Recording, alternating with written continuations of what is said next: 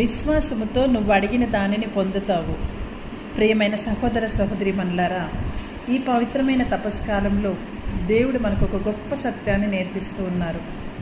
విశ్వాసంతో అడిగిన ప్రార్థన దేవుని హృదయాన్ని తాకుతుంది. బైబిల్లో మరి ప్రభువు మనకిలా చెప్తూ ఉన్నారు.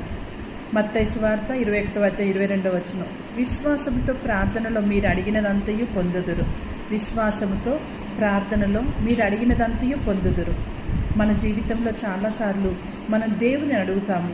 ఆరోగ్యం కోసం అడుగుతాము, కుటుంబం కోసం అడుగుతాము, పని కోసం అడుగుతాము, మన బాధల నుంచి విముక్తి చేయమని అడుగుతాం. కానీ కొన్నిసార్లు మన ప్రార్థనలకు వెంటనే సమాధానం రాకపోతే మనం నిరాశపడతాము.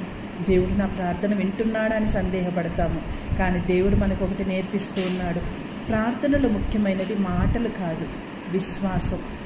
బైబిల్ గ్రంథంలో ఒక చిన్న ఉదాహరణ ఉంది. ఒక స్త్రీ 12 సంవత్సరాలుగా రక్తస్రావ వ్యాధితో బాధపడుతుంది. ఆమెకు ఒక గొప్ప విశ్వాసం ఉంది. ఆమె తనలో తాను ఇలా అనుకుంది, నేను యేసును వస్త్రమును అంచు తాకినా సరే నేను స్వస్థత పొందుతాను. ఆమె విశ్వాసం ఎంత గొప్పదో చూడండి. ఆమె యేసుని తాకిన వెంటనే ఆమె స్వస్థత పడింది. అప్పుడు యేసు ఆమెను ఇలా అన్నారు, కుమార్తె, నీ విశ్వాసము నిన్ను స్వస్థపరిచినది. ప్రియమైన వారులారా, ఇది మనకు ఒక గొప్ప పాఠం చెప్తుంది. దేవుడు మన విశ్వాసాన్ని చూస్తాడు. మన జీవితంలో కూడా చాలా సమస్యలు ఉంటాయి.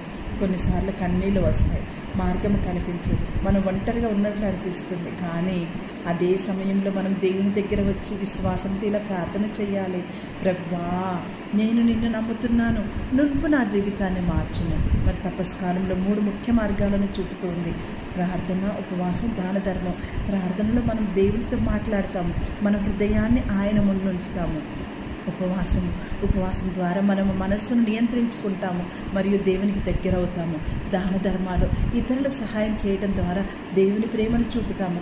ఈ 3 మార్గాల్లో నడిచేటప్పుడు మన విశ్వాసం మరింత బలపడుతుంది. ప్రియమైన సహోదరి సహోదరులారా, ఈరోజు దేవుడు మనతో ఇలా అంటున్నారు, భయపడకు, నన్ను విశ్వసించు, విశ్వాసంతో నువ్వు అడిగిన దానిని పొందుతావు. కాబట్టి మనం నిరాశపడకుండా, సందేహం లేకుండా దేవునిపై సంపూర్ణ విశ్వాసంతో ప్రార్థించుదాము. దేవుడు మన కన్నీళ్లను చూస్తాడు, మన హృదయాన్ని తెలుసుకుంటాడు. సరైన సమయంలో మనకు ఆశీర్వాదాన్ని ఇస్తారు. ఈ తపస్కాలంలో మనం దేవునికి మరి దగ్గరగా కావటానికి మన హృదయాన్ని శుద్ధి చేసుకుందాం, విశ్వాసంతో ప్రార్థించుదాము. అప్పుడు ఖచ్చితంగా మన దేవుని మహిమను మన జీవితంలో చూస్తాము. ఆమేన్, ఆమేన్, ఆమేన్.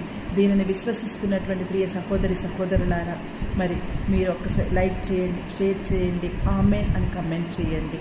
పితా పుత్ర పవిత్రాత్మ నామమున ఆమేన్.